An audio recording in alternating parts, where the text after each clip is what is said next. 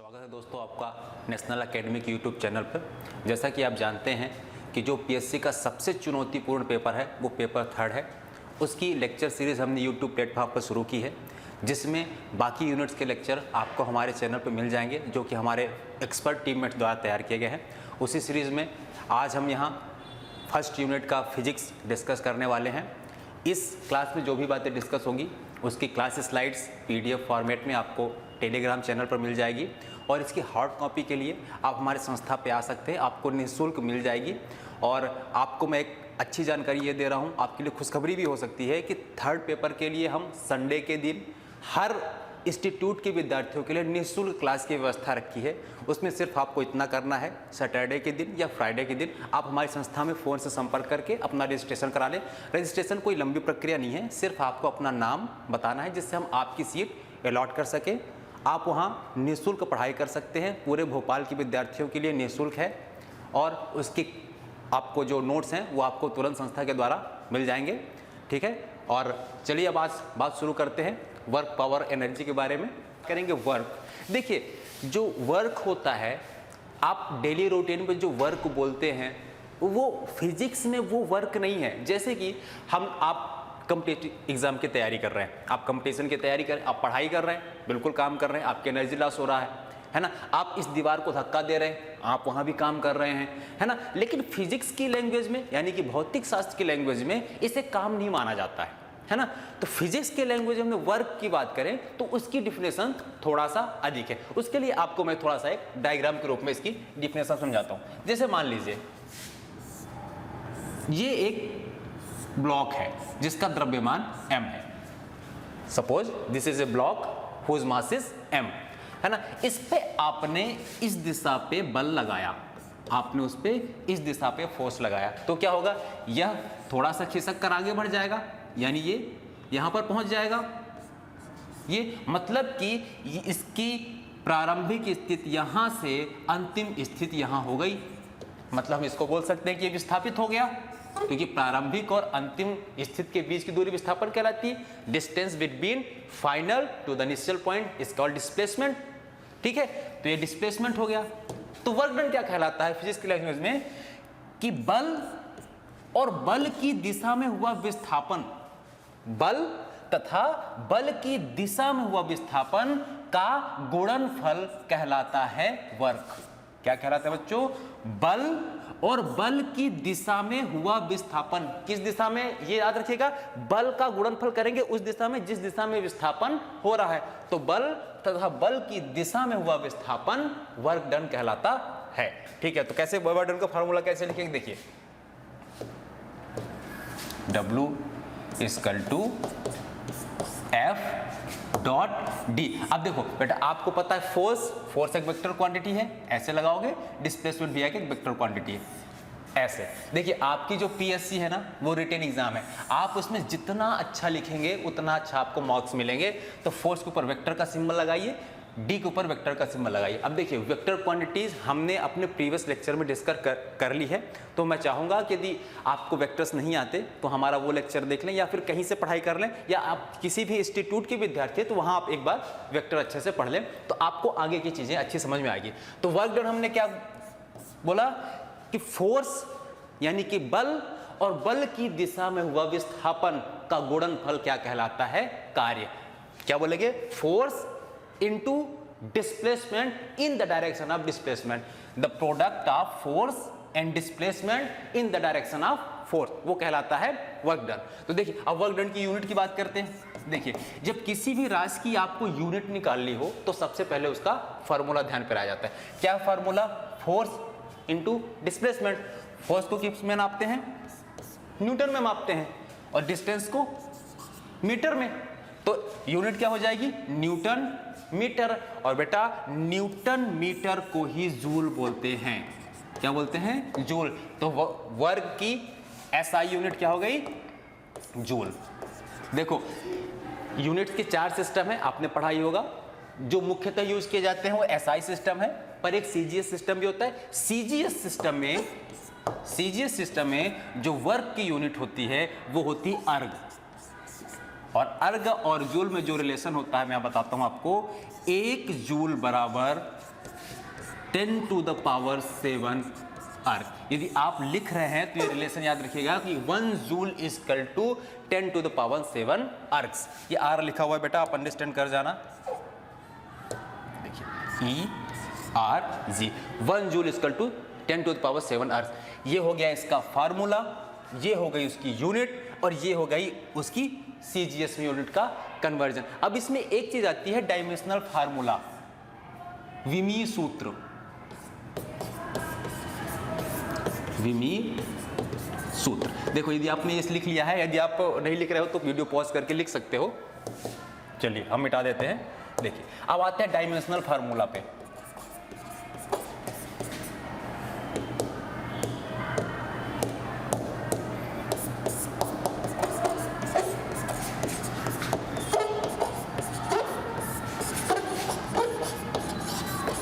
Dimensional formula कैसे लिखते हैं? किसी भी क्वांटिटी का डायमेंशनल फार्मूला लिखने के लिए पहले उस क्वांटिटी का फार्मूला लिखें, W बराबर F क्रॉस D। F क्या होता है? Newton mass into acceleration L T minus 2 और डिस्प्लेसमेंट का L।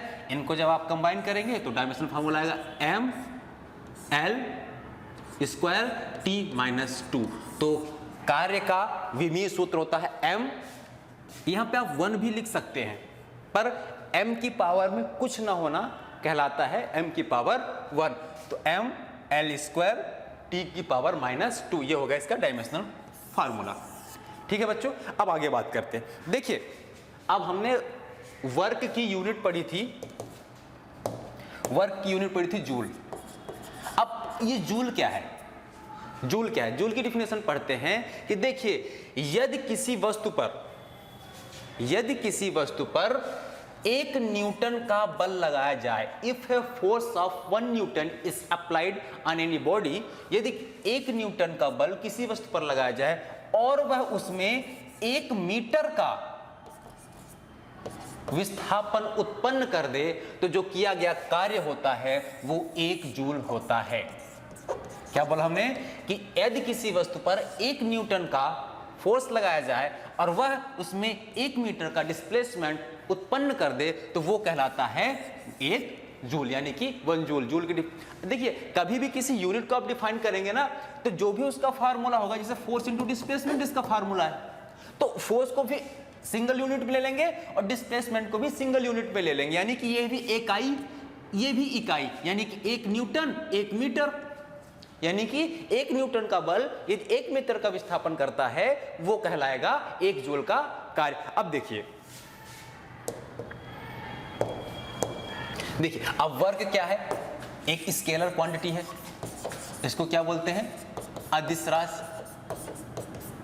वर्क क्या है? एक अदिश राशि। अब देखिए हमने आपको बताया फोर्स में, जैसे कि ये एक ब्लॉक है, इसका द्रव्यमान m है, आपने इस पे ऐसे बल लगाया और इसमें विस्थापन हुआ मान लीजिए इतना, ये d,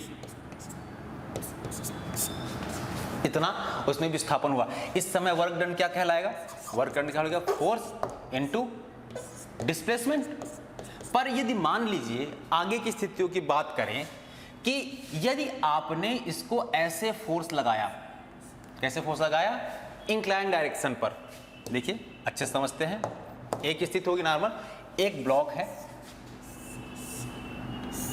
जिसका द्रव्यमान m है, आपने उस पर ऐसे फोर्स लगाया। जैसे आप एग्जांपल समझिए कि जो एक छोटा बच्चा होता है वो कैसे छोटे से कार्टून पर धागा बांधकर खींचता है, यानी कि वो बल इस दिशा में लगाता है और डिस्प्लेसमेंट किस दिशा में होता है? इस दिशा में होता है। पर हमने वर्क की डिफिनेशन बताया था कि फोर्स और फोर्स की डायरेक्शन में हुआ डिस्प्लेसमेंट, उसका प्रोडक्ट होता है वर्क। लेकिन फोर्स तो यहां ऐसे लग रहा है, डिस्प्लेसमेंट ऐसे हो रहा है, तो इस कंडीशन में work done simple dot product नहीं होगा। तो क्या होगा इस कंडीशन में? वर्क डन, मान लीजिए इन दोनों के बीच एंगल एक थीटा है, इन दोनों के बीच एंगल थीटा है, उस स्थिति में आपको इस फोर्स वेक्टर का कंपोनेंट करना पड़ेगा। क्या करना पड़ेगा? कंपोनेंट करना पड़ेगा। तो आप इसके 2 कंपोनेंट करेंगे, आपको कंपोनेंट करना आता है, वेक्टर के लेक्चर में देखा था। ये हो जाएगा f sin थीटा और ये कंपोनेंट क्या कहलाएगा, एफ कॉस थीटा, है ना। तो देखिए इस कंडीशन में क्या वर्क डन हो जाएगा, फोर्स का component F cos theta into displacement, force F cos theta into displacement. ये एफ कॉस थीटा क्या है, डिस्प्लेसमेंट की डायरेक्शन में जो फोर्स अप्लाई किया गया है उसका कंपोनेंट। फोर्स तो हमने ऐसे लगाया, इसका कंपोनेंट ऐसे करेंगे।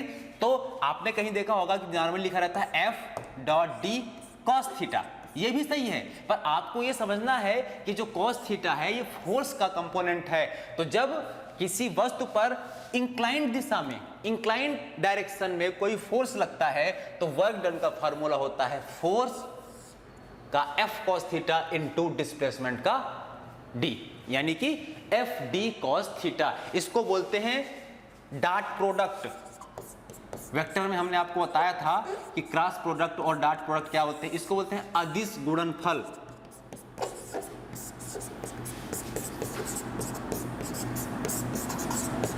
ये क्या होता है, अदिश गुणनफल होता है।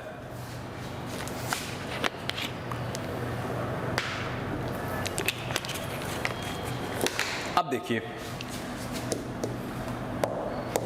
हमने आपको बताया कि जूल जो है वर्क की यूनिट है। अब ये जो जूल है ना, वर्क की बहुत छोटी यूनिट है।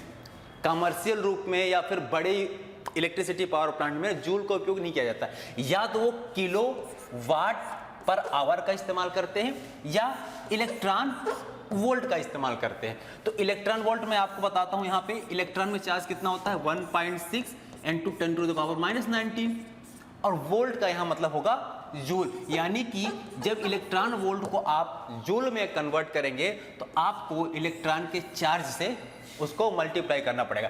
ये किलो वाट आवर, इसमें किलो है, वाट है और आवर है। वाट आपने अभी नहीं पढ़ा है, इसलिए आपको समझने में थोड़ा सा कठिनाई होगी, इसलिए हम इसको जब पावर बताएंगे आपको तब अच्छे से डिस्कस करेंगे। ठीक है बेटा। तो ये इलेक्ट्रॉन वोल्ट हो गया, यानी कि मैं आपको साफ साफ लिख के बता देता हूं, इलेक्ट्रॉन वोल्ट 1 इलेक्ट्रॉन वोल्ट बराबर 1.6 × 10⁻⁻19 जूल्स, है ना। अब देखिए ये वर्क की सिंपल बातें हो गई हैं, उसकी डिफिनेशंस पढ़ ली हमने, उसकी यूनिट्स निकाल ली, उसका डायमेंशनल फार्मूला निकाल लिया, किसी इंक्लाइन डायरेक्शन पे जो फोर्स लग रहा है उसके कंपोनेंट करके उसमें वर्क डन का फार्मूला निकाल लिया। अब इसके बाद पढ़ते हैं टाइप्स ऑफ वर्क, यानी कि जो फिजिक्स में वर्क होता है वो कितने प्रकार का होता है। तो आपको दिख रहा होगा, एक सकारात्मक कार्य पॉजिटिव वर्क, दूसरा नकारात्मक कार्य नेगेटिव वर्क, और तीसरा हो जाएगा जीरो वर्क शून्य कार्य। अब देखिए पॉजिटिव नेगेटिव तो आपको समझ में आ रहा होगा, शून्य कार्य मतलब कार्य ना हुआ हो। हाँ बेटा, शून्य कार्य का मतलब होता है जहां कार्य ना हुआ हो। तो चलिए शुरुआत से लेते हैं, सबसे पहले लेते हैं पॉजिटिव वर्क, है ना। देखिए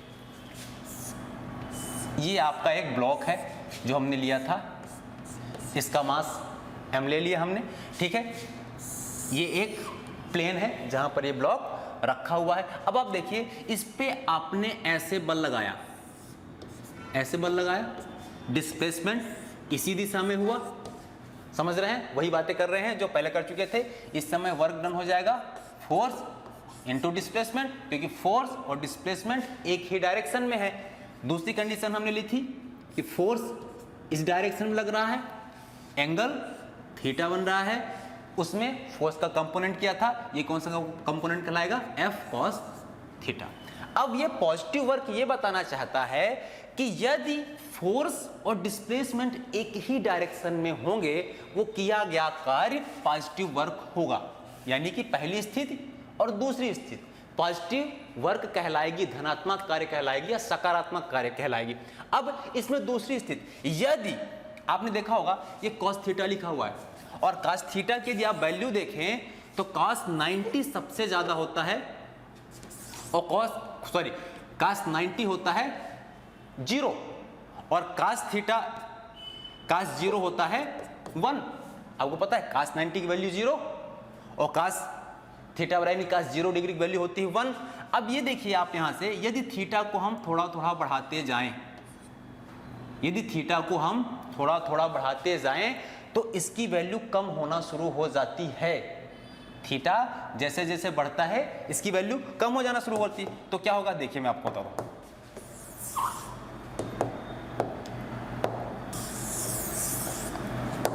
यानी कि यदि थीटा का मान 0 डिग्री से बड़ा है और 90 डिग्री से कम है, सॉरी उल्टा लिख दिया मैंने,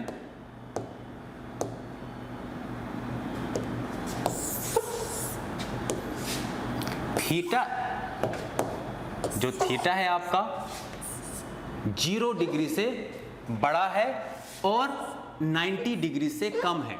देखिए 0 डिग्री से बड़ा और 90 डिग्री से कम। यहां पर एक स्थिति और रखना है, जब फोर्स और डिस्प्लेसमेंट एक ही डायरेक्शन में थे तो उनके बीच का एंगल था 0। जब दो वेक्टर्स एक ही डायरेक्शन पे होते हैं तो उनके बीच कोई एंगल नहीं होता। कोई एंगल नहीं होता मतलब 0 एंगल होता है। तो क्या ये मान सकते हैं कि 0 के बराबर हो, यानी कि इस ग्रेटर देन के सिंबल के नीचे आपको इक्वल का सिंबल रखना है। तो पॉजिटिव वर्क की क्या कंडीशन हो गई कि फोर्स और डिस्प्लेसमेंट के बीच यदि 0 से लेकर 89.9 तक का भी एंगल है तो वर्क पॉजिटिव होगा। यानी ये देखिए थीटा की वैल्यू 90 डिग्री पे 0 हो जाती है, वो उसके पहले की सारी स्थितियां पॉजिटिव वर्क कहलाएगी। अब देखिए इसके बाद आता है निगेटिव वर्क।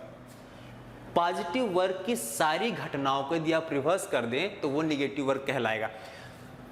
निगेटिव वर्क देख लेते हैं फिर से। ये डिस्प्लेसमेंट की डायरेक्शन है, फोर्स तब हमने लगाया था इस दिशा पे। मान लीजिए आपने फोर्स इस बार इस दिशा पे लगाया, आपने फोर्स इस दिशा पे लगाया। अब आप देख रहे होंगे जो थीटा की वैल्यू है 90 से ज्यादा है, थीटा की वैल्यू 90 से ज्यादा है। और आप देख रहे होंगे कि जब फोर्स का कंपोनेंट करेंगे तो F cos थीटा इधर और F sin थीटा इधर हो जाएगा। देखिए अभी फिर से आपको बताता हूं, आपके लिए कॉम्प्लिकेटेड होगा, यदि आपने मैथ्स नहीं पढ़ी है तो थोड़ा सा आपको टफ लग रहा होगा। देखिए ये क्वाड्रेंट होता है ना, इसमें ये पॉजिटिव ये negative, sorry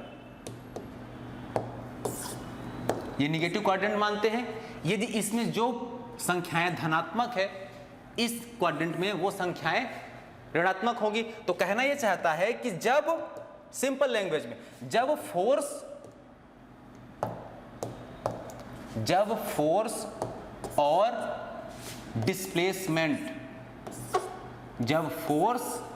displacement opposite direction में हो तब किया गया कार्य निगेटिव होगा। यानी कि फोर्स आप लगा रहे हैं इधर, डिस्प्लेसमेंट हो रहा है इधर, फोर्स आप लगा रहे हैं इधर, डिस्प्लेसमेंट हो रहा है आपका इधर।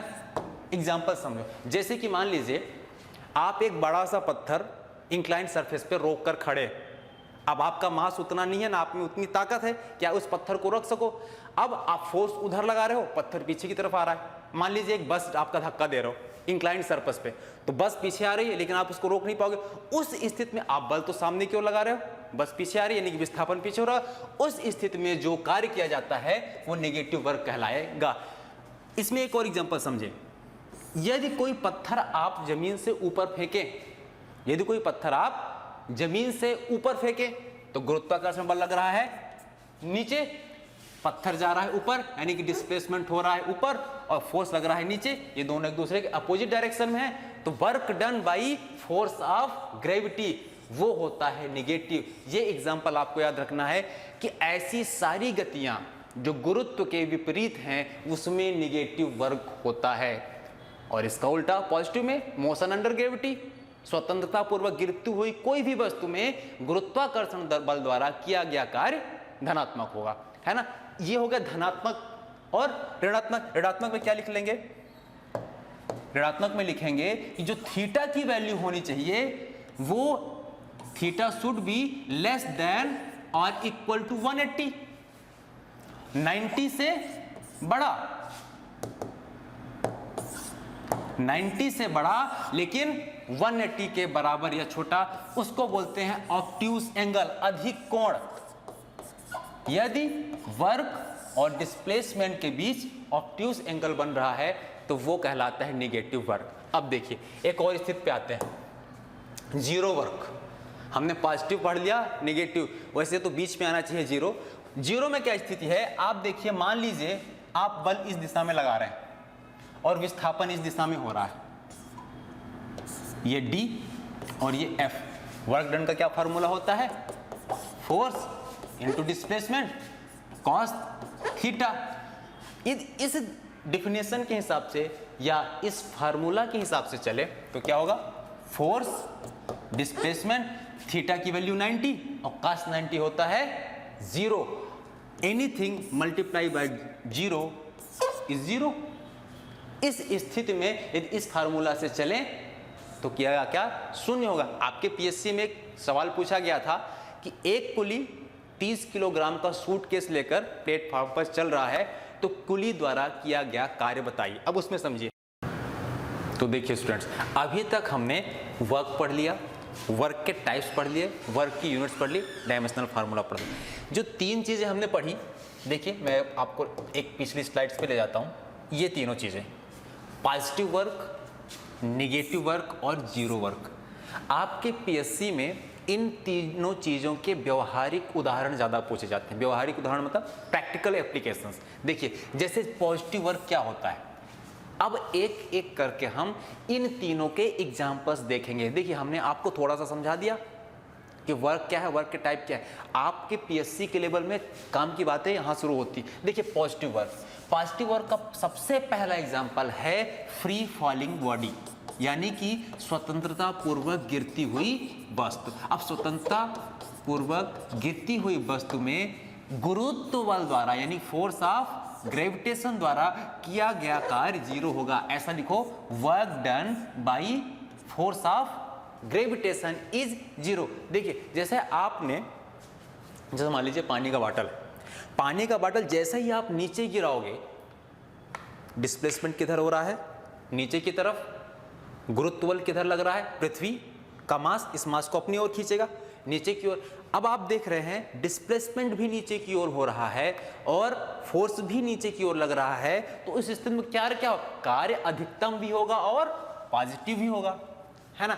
दूसरा क्या एग्जांपल है इसका पॉजिटिव वर्क का, देखिए जब आप कुएं से पानी खींच रहे हो, क्या कर रहे हो, कुएं से पानी खींच रहे हो, तो जैसे ही आप पानी खींचते जाते हो तो फोर्स किधर लगा रहे हो, अपनी तरफ। बाल्टी किधर आ रही, ऊपर तरफ, माने आपकी तरफ। यहां पे एग्जांपल से आप समझिए बेटा। देखिए ये आपने बाल्टी ली, ये रस्सी बांधी है आपने, ये आप ऊपर खींच रहे हो, यानी कि डिस्प्लेसमेंट इस दिशा में हो रहा है, फोर्स भी आप ऊपर लगा रहे हो, फोर्स भी इधर लग रहा है। यानी कि जब फोर्स और डिस्प्लेसमेंट सेम डायरेक्शन में है, पॉजिटिव वर्क होना चाहिए। अब यहां से एक चीज और शुरू होती है, यहां आपके द्वारा किया गया कार्य धनात्मक है, यानी कि वर्क डन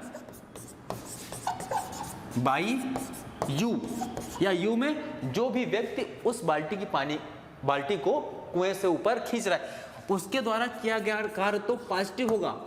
पर यहां आप लोग एक चीज ये भी समझें कि गुरुत्व का बल नीचे की ओर लगेगा और टेंशन ऊपर की ओर लगेगा।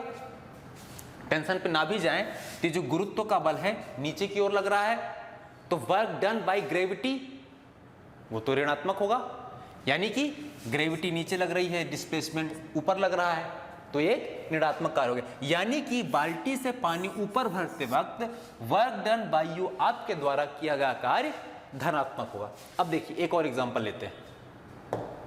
क्या एग्जांपल ले रहे हैं, देखिए जैसे कि मान लीजिए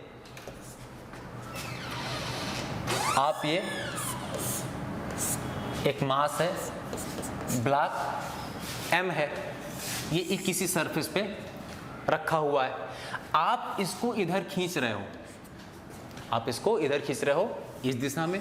पर आपको पता है जब दो सतहें आपस में संपर्क में आती हैं, एक सतह ये और एक इस ब्लॉक की सतह, जब दोनों सतह आपस में संपर्क में आती हैं तो उन दोनों के बीच एक घर्षण का बल भी कार्य करता है, घर्षण का बल कार्य करता है, और उसकी दिशा उसके गति के दिशा के विपरीत होती है। The direction of force of friction is opposite to the motion. Motion यानी कि डिस्प्लेसमेंट इस दिशा में हो रहा है, तो घर्षण का बल इस दिशा में लगेगा। हम घर्षण के बल को यानी फोर्स ऑफ फ्रिक्शन को F R लिख रहे हैं ताकि ये F और F में अलग अलग विभेद हो जाए। इसको हम लिख रहे हैं FA मतलब अप्लाइड, आपने जो बल लगाया, और ये घर्षण का बल जो लगा। अब घर्षण का बल इधर लग रहा है, डिस्प्लेसमेंट इधर हो रहा है, तो घर्षण बल द्वारा किया गया कार्य निगेटिव होगा। Work done by force of friction is negative. हाँ, यहां आपके द्वारा किया गया पॉजिटिव होगा, आपके द्वारा किया गया कार्य धनात्मक होगा, लेकिन फ्रिक्शनल फोर्स के द्वारा किया गया कार्य निगेटिव होगा। अब देखिए एक और एग्जांपल, आपने किसी वस्तु को ऊपर फेंका, निगेटिव वर्क एग्जांपल देख रहे हैं। आपने किसी वस्तु को ऊपर फेंका, मान लीजिए एक पत्थर है, आपने ऊपर फेंका, ये डिस्प्लेसमेंट ऊपर हो रहा है और आपको पता है Fg यानी कि गुरुत्वाकर्षण का बल। गुरुत्वाकर्षण का बल क्या लग रहा है, नीचे क्यों लग रहा है, तो गुरुत्वाकर्षण का बल के द्वारा किया गया कार्य क्या होगा, निगेटिव होगा, क्योंकि डिस्प्लेसमेंट ऊपर की ओर हो रहा है। हाँ, अब इसमें यदि आगे बढ़े तो यह पत्थर जब नीचे गिरेगा, जब यह पत्थर देखिए ऊपर गया है तो गुरुत्व के प्रभाव से नीचे भी आएगा, जब यह पत्थर नीचे आएगा तब धनात्मक कार्य होगा, ठीक है, पर जब वह ऊपर जा रहा है तो कार्य ऋणात्मक होगा। तो पॉजिटिव वर्क में क्या लिखेंगे, फ्री फॉलिंग बॉडी यानी कि मोशन अंडर ग्रेविटी, गुरुत्व के अधीन गति, और नेगेटिव वर्क में मोशन अगेंस्ट ग्रेविटी, गुरुत्व के विपरीत के। अब आते हैं जीरो वर्क पे। जीरो वर्क का एग्जांपल हमने देख लिया, कुली वाला, है ना। एक और एग्जांपल, मान लीजिए आप छोटे बच्चे, छोटी होंगे मुझसे उम्र में, आप मुझे धक्का दे रहे हैं पर मैं पीछे ही नहीं जा रहा हूं। या एक एग्जांपल समझे, मान लीजिए मैं इस स्मार्ट बोर्ड को धक्का दे रहा हूं, या इस दीवार को मान लेते हैं, दीवार को आप धक्का दे रहे हैं, आप धक्का दिए ही जा रहे हैं पर दीवार पीछे नहीं हट रही, यानी कि डिस्प्लेसमेंट नहीं हो रहा है। अब ये देखिए थोड़ा सा यहां पर वर्क डन का फॉर्मूला था force into displacement, force into displacement. अब जब डिस्प्लेसमेंट नहीं हो रहा है यानी कि इसकी वैल्यू जीरो है, तो वर्क डन क्या होगा, जीरो। यानी कि वह सारी स्थितियां जिसमें विस्थापन शून्य होता है, उस स्थिति में किया गया कार्य शून्य कहलाएगा, ठीक है। ऐसी सारी स्थितियां जिसमें विस्थापन यानी कि डिस्प्लेसमेंट नहीं हो रहा है, वो जीरो वर्क की कंडीशन पे आएगा। इसमें एक और क्या स्थिति है, यदि बल और विस्थापन एक दूसरे के लंबवत हो। देखिए पहली स्थिति है जीरो वर्क की, थोड़ा सा स्लाइड्स आगे बढ़ा लेते हैं। देखिए जीरो वर्क, पहली स्थिति है कि डिस्प्लेसमेंट नहीं होना चाहिए, और दूसरी स्थिति क्या कहती है कि फोर्स और डिस्प्लेसमेंट एक दूसरे के लंबवत हों। ये परपेंडिकुलर का साइन है, यानी कि फोर्स इस दिशा में लग रहा है और डिस्प्लेसमेंट इस दिशा में हो रहा है, तो भी किया गया कार्य क्या कहलाएगा, शून्य कहलाएगा। अब ये हो गए वर्क और वर्क के टाइप पर। अब आते हैं आपके काम की चीजें क्वेश्चंस पर। देखिए आपसे जो 3 मार्कर में पूछा जा सकता है वो सिर्फ सिंपली तब पूछा जा सकता है कि डिफाइन वर्क डन, किए गए कार्य को समझाइए या कार्य की परिभाषा समझाइए। तो आप लिखेंगे कि बल तथा बल की दिशा में हुआ विस्थापन का गुणनफल कार्य कहलाता है। द डॉट प्रोडक्ट, या फिर ऐसे लिखें the product of force and displacement in the direction of force is called work done. क्या बोला हमने कि the product of force and displacement in the direction of force is called work done. देखिए ये जो डिफिनीशंस हैं आपको printed form में हमारे इंस्टीट्यूट से मिल जाएंगी। यदि आपको सॉफ्ट कॉपी में चाहिए तो हमारे टेलीग्राम चैनल पे आपको सारी लिखी हुई बातें मिल जाएंगी। यहाँ सिर्फ आपका एक उद्देश्य होना चाहिए कि आप उन बातों को समझ लें, ठीक है। चलिए आगे बढ़ते हैं। हम क्वेश्चंस की बातें कर रहे थे। 3 मार्कर्स में बन सकता है। हाँ, यदि आप इसको 5 मार्कर्स में लिखते हैं 50 शब्दों में, तो आपसे पूछा जाएगा कार्य क्या है, यह कितने प्रकार का होता है, what is work done, define it's type, है ना। उसमें आप लिखेंगे कार्य की परिभाषा लिखेंगे, और फिर आप 3 बातें लिखेंगे, धनात्मक कार्य, ऋणात्मक कार्य या शून्य कार्य। धनात्मक कार्य के बारे में लिख देंगे जब फोर्स और डिस्प्लेसमेंट एक ही डायरेक्शन में हो। नेगेटिव वर्क में लिखाएंगे जब फोर्स की डायरेक्शन और डिस्प्लेसमेंट की डायरेक्शन अलग अलग हो। और तीसरी बार में आप लिख देंगे कि जब फोर्स और डिस्प्लेसमेंट एक दूसरे के लंबवत हो या डिस्प्लेसमेंट ना हो। और यदि आप ऐसा लिख देना, ठीक है, जैसे कि आप लिख रहे हो वर्क को 5 मार्कर में, तो डिफिनीशन आपने लिख दी, फिर आप लिखोगे कि पहला ये कौन सा, पॉजिटिव वर्क, थीटा 0 से बड़ा या बराबर बट 90 डिग्री से छोटा। इसी प्रकार नेगेटिव वर्क में क्या लिख दोगे आप, थीटा 90 डिग्री से बड़ा।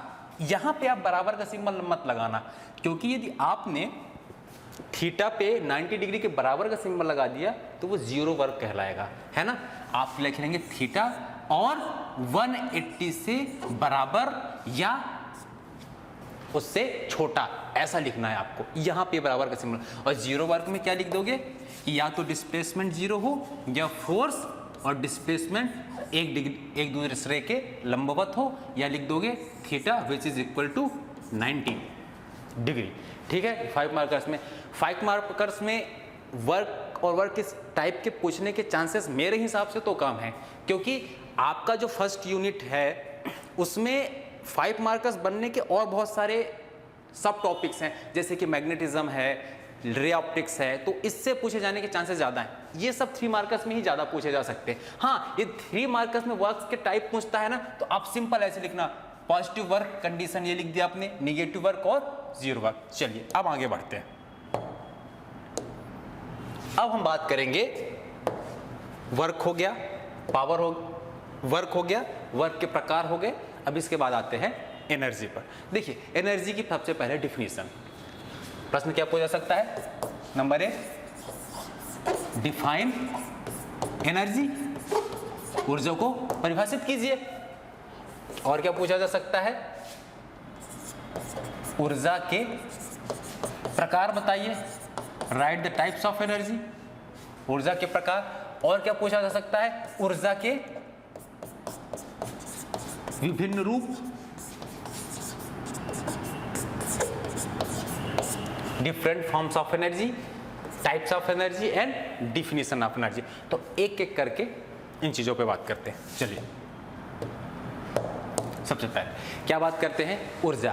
कार्य करने की क्षमता को ऊर्जा कहते हैं। कैपेसिटी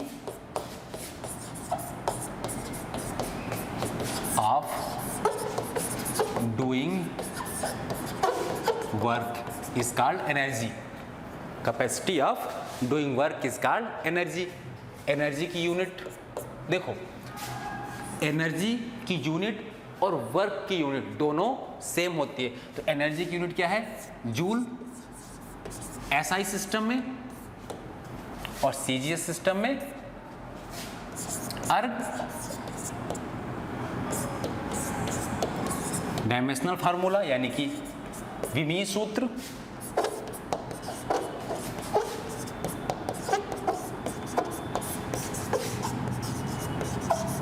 डायमेंशनल फार्मूला क्या हो जाएगा, सेम एज वर्क mL2T-2।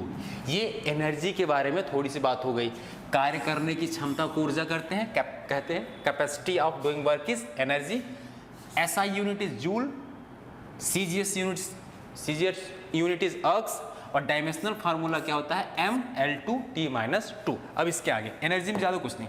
अब आते हैं 2 प्रकार की ऊर्जाओं पर, टाइप्स ऑफ एनर्जी। देखिए, आपने अब तक जो बहुत सारी ऊर्जाएं सुनी होगी, जैसे सौर ऊर्जा, thermal energy, light energy, electric energy, magnetic energy, ये सब ऊर्जा के विभिन्न रूप हैं, ऊर्जा के प्रकार नहीं है। क्या है, ऊर्जा के विभिन्न रूप, they are the different forms of energy, है ना। ऊर्जा के प्रकार कितने हैं, टाइप्स कितने हैं, सिर्फ 2 टाइप हैं, एक काइनेटिक एनर्जी, दूसरा पोटेंशियल एनर्जी। इन दोनों के बारे में थोड़ा समझते हैं। देखिए, सबसे पहले बात करते हैं काइनेटिक एनर्जी के बारे में।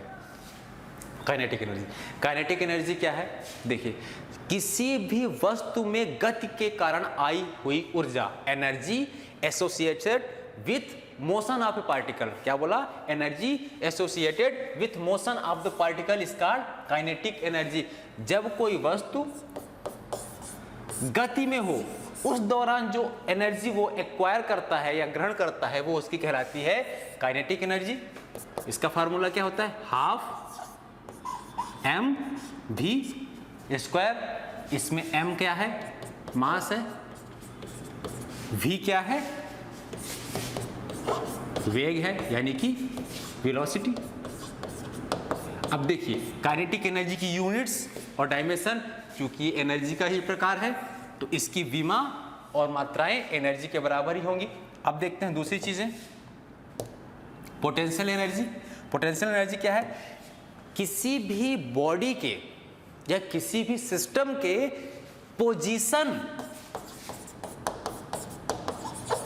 पोजीशन की वजह से आने वाली एनर्जी क्या कहलाती है, उसकी पोटेंशियल एनर्जी कहलाती है। जैसे इसका पहले हम फॉर्मूला देख लेते हैं, mgh। देखिए हम काइनेटिक एनर्जी को k और पोटेंशियल एनर्जी को p लिख रहे हैं, तो k बराबर हो गया हाफ mv स्क्वायर और पोटेंशियल एनर्जी होती है p बराबर mgh।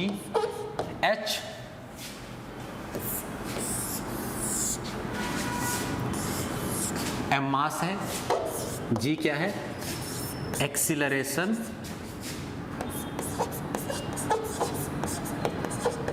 ड्यू टू ग्रेविटी,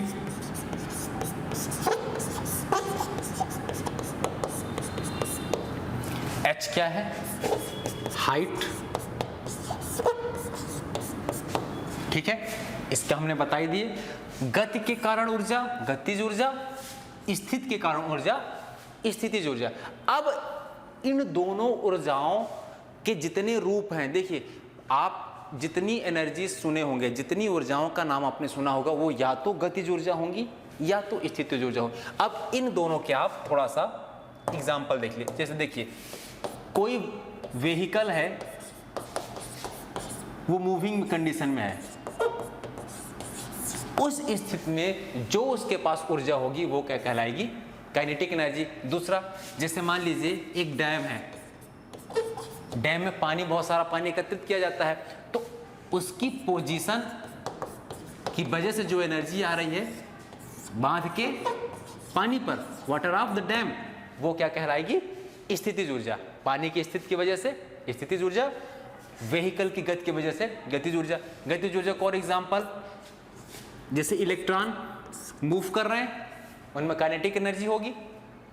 जहां कहीं भी मोशंस की बात हो रही है, जहां कहीं भी गति की बात हो रही है, उसमें जो एनर्जी होगी वो काइनेटिक एनर्जी होगी। और जहां कहीं स्थिति की बात हो रही है, कॉन्फ़िगरेशन की बात हो रही है, विन्यास की बात हो रही है, वो क्या कहलाएगी, पोटेंशियल एनर्जी कहलाएगी। अब काइनेटिक एनर्जी में एक जो इंपॉर्टेंट बात याद रखनी है, ये कभी निगेटिव नहीं होती, नेवर निगेटिव, मतलब ऑलवेज पॉजिटिव। और ये निगेटिव भी हो सकती है और पॉजिटिव भी हो सकती है। क्या बोला हमने कि जो गतिज ऊर्जा होती है वो पॉजिटिव होती है, स्थितिज ऊर्जा पॉजिटिव भी हो सकती है और निगेटिव भी हो सकती है, धनात्मक भी हो सकती है और ऋणात्मक भी हो सकती है। अब इसमें आपसे एक 5 नंबर का सवाल पूछा जा सकता है, 5 मार्कर्स जिसे बोलते हो, 50 वर्ड्स में, कि what is the difference between kinetic and potential energy. तो आप सबसे पहले पॉइंट में क्या लिखेंगे, दोनों की डिफिनीशन लिखेंगे, ऐसे पहले पॉइंट में लिखेंगे दोनों की डिफिनीशन। दूसरे पॉइंट में क्या लिखेंगे, दोनों के फॉर्मूले। तीसरे पॉइंट में क्या लिखेंगे, एग्जांपल्स।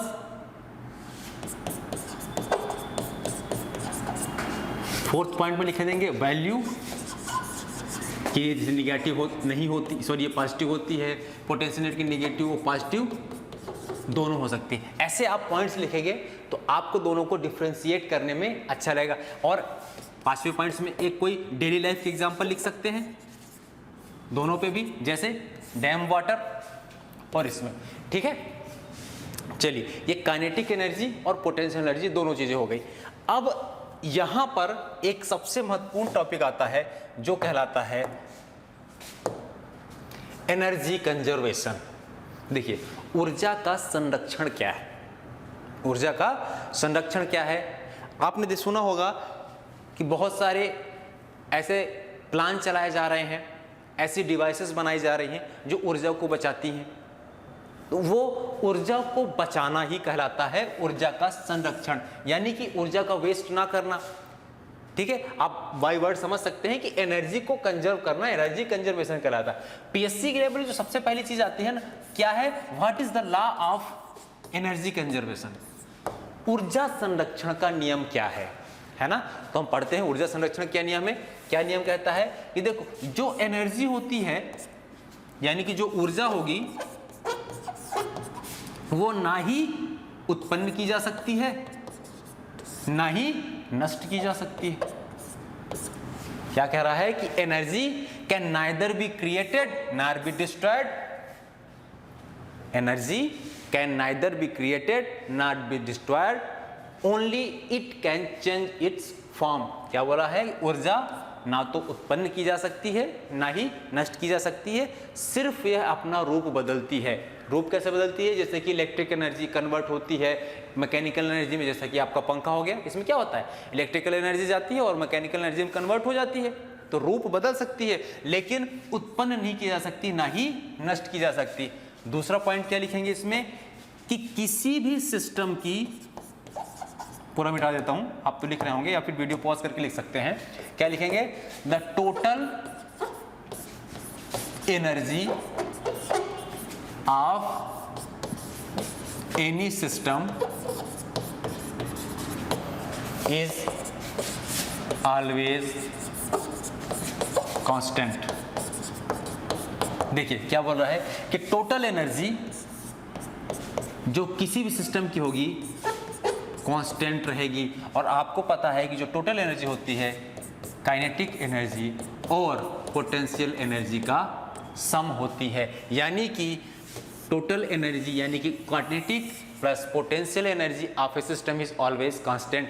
इसका आप ये भी मतलब समझेंगे, जब किसी वस्तु की काइनेटिक ऊर्जा बढ़ेगी तो निश्चित रूप से उसकी पोटेंशियल एनर्जी घटेगी, या इसका उल्टा, यदि किसी सिस्टम की पोटेंशियल एनर्जी बढ़ेगी तो उसकी काइनेटिक एनर्जी घटेगी, क्योंकि आपको पता है कि total energy of A system is always constant.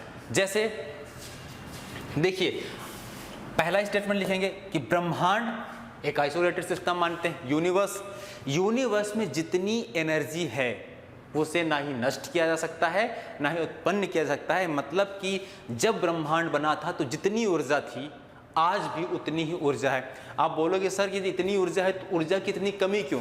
देखो क्या होता है बेटा, जब किस ऊर्जा को एक रूप से दूसरे रूप में बदलते हैं तो सिर्फ 10% भाग ही उसका ट्रांसफर होता है, बाकी का भाग हीट के रूप में लॉस हो जाता है और वो हमारे किसी काम का नहीं होता और हमें ऊर्जा का विभिन्न रूप में बदलना ही पड़ता है। जैसे आप इलेक्ट्रिसिटी ले रहे हो, आप इलेक्ट्रिसिटी का इस्तेमाल नहीं करोगे, उसको कैसे कन्वर्ट करोगे, मैकेनिकल एनर्जी में, फिर तो आपका पंखा आपको हवा देगा। क्या होता है, फैन क्या है बेटा, क्या होता है, इलेक्ट्रिकल एनर्जी को काइनेटिक एनर्जी में बदलता है फैन, जिससे वो घूमता है और आपको हवा लगती है। तो इस बदलाव में कहीं ना कहीं ऊर्जा की हानि होती है।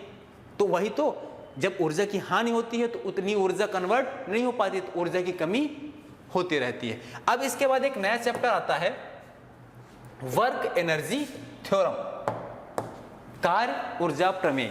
ये क्या कहता है, ये कहता है कि किसी वस्तु पर किया गया कार्य, किसी वस्तु पर किया गया कार्य उस तंत्र या बॉडी के एनर्जी में परिवर्तन के बराबर होगा, या मोर एक्यूरेटली क्या कह सकते हैं कि किसी वस्तु पर किया गया कार्य उसके काइनेटिक एनर्जी में परिवर्तन के बराबर होगा।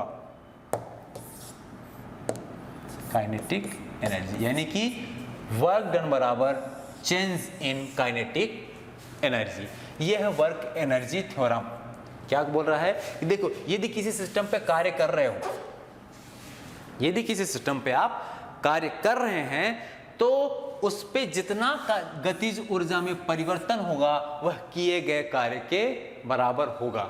ठीक है, इसको क्या बोलते हैं, इसको एक चीज और बोलते हैं, principle of work and kinetic energy. Work energy तो थ्योरम को क्या बोलते हैं, principle of work and kinetic energy. ठीक है, तो हमने आज क्या देखा, सबसे पहले वर्क देखा, वर्क के टाइप्स देख ली, एनर्जी और एनर्जी के टाइप्स देख ली। अब तीसरा छोटा सा टॉपिक लेते हैं, पावर। पावर क्या होता है? देखिए आपको हमने पढ़ा है वर्क डन का फॉर्मूला फोर्स इनटू डिस्प्लेसमेंट। अब यदि हम जो वर्क डन है उसको पर यूनिट टाइम के हिसाब से कैलकुलेट करें, क्या करें? देखो यहां से देखो,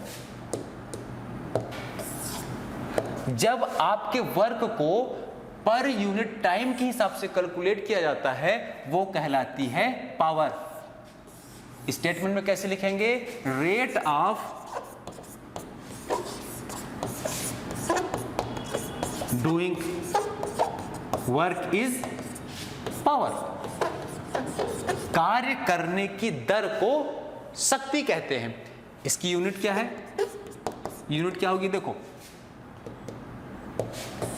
इसको साफ साफ लिखें, P बराबर W अपान T। वर्क की क्या यूनिट होती है? न्यूटन मीटर, और टाइम की सेकेंड, और इसको बोलते हैं वाट, यानी कि इसकी SI यूनिट हो गई वाट। अब देखिए जो वाट होती है ना वो एक छोटी यूनिट है। बड़े तौर पर इलेक्ट्रिकल ऑपरेटर्स में इसको एक और यूनिट से नापा जाता है जिसको बोलते हैं हार्स पावर। 1 हार्स पावर बराबर होता है 746 वाट। अब बताइए इसका डायमेंशन फार्मूला कैसे होगा? वर्क का क्या होता है? बीमी सूत्र कैसे निकालेंगे? वर्क का क्या होता है? M L2T-2, ठीक है, और 1T से और डिवाइड करना है तो क्या हो जाएगा डायमेंशन फार्मूला?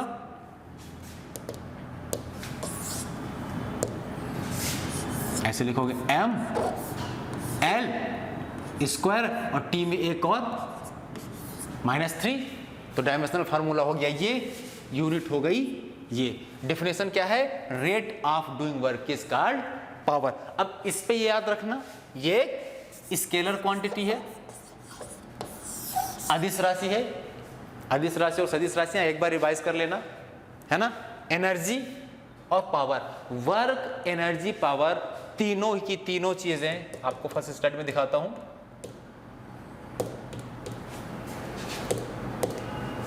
ये वर्क हो, एनर्जी हो या पावर हो, ये तीनों स्केलर क्वांटिटीज कहलाती हैं। अब आप बोलोगे सर वर्क में तो फोर्स इनटू डिस्प्लेसमेंट आता है, कोई दिक्कत नहीं, पर ये स्केलर क्वांटिटी।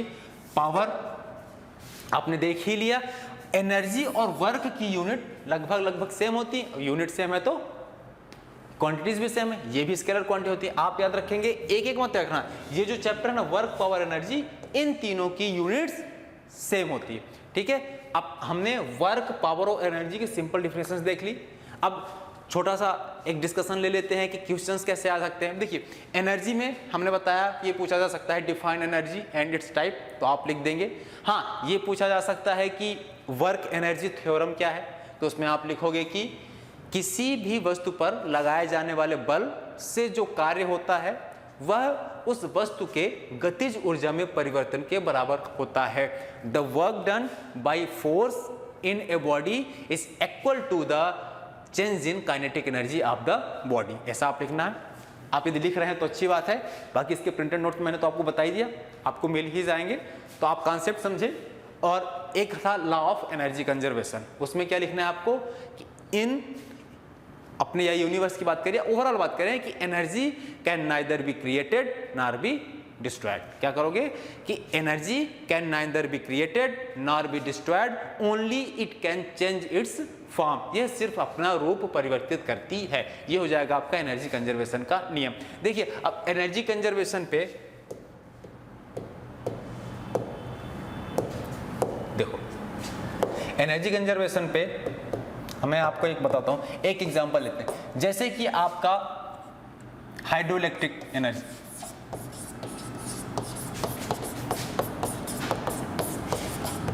इसमें क्या होता है? इसमें क्या होता है, डैम्स का पानी की इस potential energy, the potential energy of water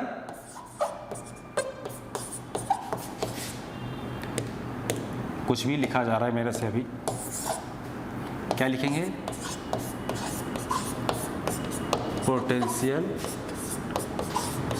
energy किस में चेंज होती है? काइनेटिक एनर्जी में। जो टरबाइन्स को घुमाता है और उस टरबाइन के घूमने की वजह से आपकी इलेक्ट्रिकल एनर्जी जनरेट होती है। देखिए अब इस लेक्चर में हमने वर्क, पावर और एनर्जी तीनों की डिफिनेशंस पढ़ ली है, एक दो एग्जाम्पल पढ़ लिए हैं। अब इसके अगले लेक्चर में हम इनसे एक्सपेक्टेड क्वेश्चंस और इनके ऐसे एग्जाम्पल्स जो पूछे जा सकते हैं उसके बारे में डिस्कशन करेंगे। ठीक है, धन्यवाद।